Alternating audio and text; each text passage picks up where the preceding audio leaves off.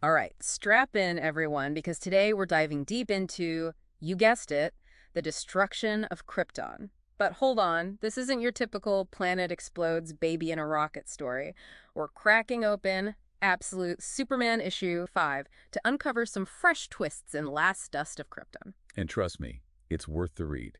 Jason Aaron, the writer, and Rafa Sandoval, the artist, they've really outdone themselves this time. The reviews are raving about both the art and the storytelling, so color me intrigued. Lay it on me. What makes this version of Krypton's final moments so different? Okay, picture this. You're on Krypton, right? Everything's normal, and then boom, news breaks that the planet's going kaput. Total chaos erupts. I'm talking like riots in the streets, the whole society just crumbles. It's a full-blown humanitarian crisis, not just some simple kaboom and everyone's gone. Wow, that definitely paints a way more intense picture. Oh yeah, for sure. And right smack dab in the middle of all this pandemonium, we got Jor-El and Lara, Superman's parents, trying to make a desperate escape with baby Kal-El. But here's the kicker. They're not in some fancy Kryptonian spaceship. They're hauling tail in, get this, a giant dump truck. A dump truck, seriously. I mean, I guess even Kryptonians need a getaway car in a pinch. It's a weird detail, right? But it kind of adds a touch of reality to this insane situation. But hold on, there's a twist. They're being chased by the Law Guild's shock troops, and get this, their insignia looks suspiciously like General Zod's. Wait a minute, General Zod, like Superman's arch nemesis Zod? That can't just be a coincidence. Right. It makes you wonder, doesn't it? Is this hinting at some deeper conflict going on within Kryptonian society? Were these shock troops like secret Zod loyalists or something? And how does this tie into those epic Superman-Zod showdowns we see later on? It's these little details that make you think. Okay, so we've got societal collapse, a wild dump truck escape, and a possible General Zod connection, all before the planet even blows up. Talk about high stakes. Absolutely. But even with all that going on, the elves face another impossible choice. Their ship, it has limited space, which kind of foreshadows Superman's future struggles as a savior. Do they try to save as many people as possible? Or do they prioritize their own family's survival? Ugh, that's just heartbreaking. They're literally deciding who lives and who dies. That's got to be a heavy burden. It really shows the impossible choices heroes sometimes have to make, right? And for the elves, this isn't some abstract idea. It's deeply rooted in their compassion. It sets the stage for the kind of hero Superman becomes. Okay, so we know baby Superman makes it off Krypton, but what's his life like now? So fast forward to present-day Earth. You'd think Superman's out there calmly dealing with whatever threat pops up, right? Yeah, he's usually the picture of composure, right? The big blue Boy Scout. Not this time. We find him absolutely tearing through a peacekeeper base in Pakistan. I mean, he's smashing tanks, ripping doors off their hinges, the whole 9 yards. He is on a rampage. Whoa, hold up. Peacekeepers. Who are they, and what could possibly push Superman to that level of rage? Think of the peacekeepers like an intergalactic police force, although some might say they're more about control than peace. And Superman's rage. Well, he's searching for this rogue agent, but it's obvious his fury goes way deeper than that. Yeah, something tells me this isn't just about bringing one bad guy to justice. Exactly. Remember how powerless he felt to save his people back on Krypton? This is all that bottled-up trauma exploding outward. It's like he's overcompensating for his past helplessness by unleashing everything he's got. So even though he's basically a god among mortals, he's still haunted by that feeling of loss and guilt. You got it. And to make things even more interesting, we have Brainiac, this super-intelligent cosmic being, and Sol, his advanced AI suit, playing a role in Superman's search for answers. But before we dive into that, let's rewind back to those last moments on Krypton. We left the elves facing an impossible decision. What happens next? Yeah, I'm on the edge of my seat here. Do they actually manage to escape the doomed planet? They do, but it's anything but smooth sailing. Picture this. They've loaded up their ship with refugees, reflecting the compassion they've instilled in their son. They're just about to blast off when, out of nowhere, exploding Kryptonian ships, probably casualties of the chaos, start raining down on them. Oh man, talk about a close call. It seems like every step of the way there's another obstacle. So how do they survive this? Here's where Aaron throws a curveball. The elves, along with their neighbors, get ejected from the main ship in these escape pods disguised as flight suits. It's a last-ditch effort, but it saves them from the initial blast. So they make it off Krypton. But wait, doesn't this contradict the whole last son of Krypton thing? What happened to everyone else? Well, this is where things take a really dark turn. The green energy released from Krypton's explosion, it poisons every escape pod, slowly killing everyone inside, except, of course, baby Kal-El. Wow, so even in escaping, they can't escape the consequences. It adds a whole new layer of tragedy to his origin. It does. And it makes the whole Last Son of Krypton title even more poignant, you know? It's not just a cool superhero name, it's a stark reminder of the immense loss he carries with him. This is so much more than just a planet exploding. It's about the human cost, the impossible choices, and the lingering trauma. Exactly. And it makes you think, how does Superman reconcile being Kryptonian with his earthly upbringing? How does he deal with being the sole survivor of a lost civilization? Especially with all that rage bubbling up inside him. I'm dying to know how he handles all of this emotionally. Well, that's where things get really interesting. Instead of accepting Brainiac's offer to learn more about the rogue peacekeeper, Superman does something unexpected. He chooses introspection over action, deciding to head back to Smallville, his earthly home. Wow, that's unexpected. Most versions of Superman would just plow through their problems. This introspective side of him is really interesting. What do you think he's hoping to find in Smallville? Will it give him the peace he seems to be looking for? That's the million-dollar question, and one we'll explore in the next part of our deep dive. Okay, so we just left off with Superman, like really deep in his feelings after seeing what happened on Krypton. But before we jump back into that, I gotta ask about the variant covers for this issue. The reviewer was mentioning a few really interesting Oh ones. yeah, the variant covers are awesome.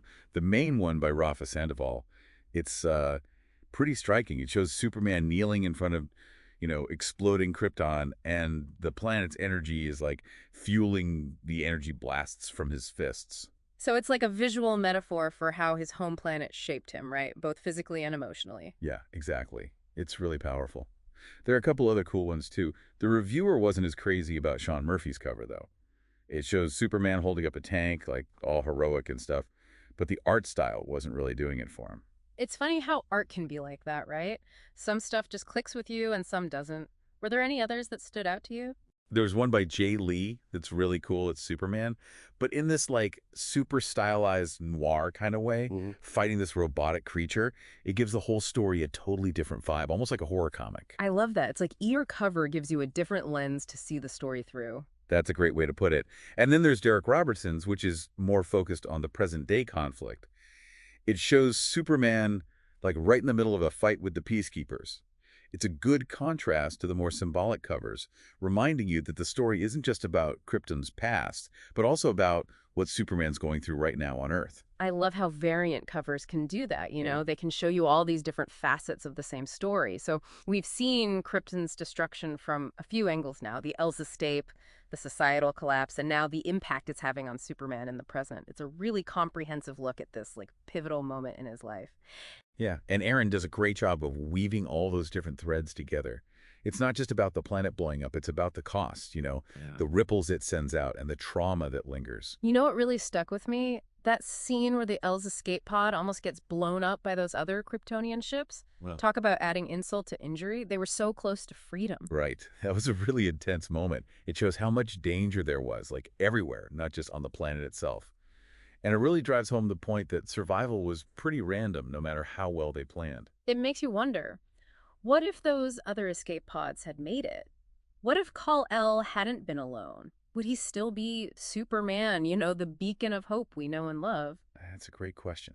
Would he have felt the same responsibility, that same need to uphold Kryptonian ideals?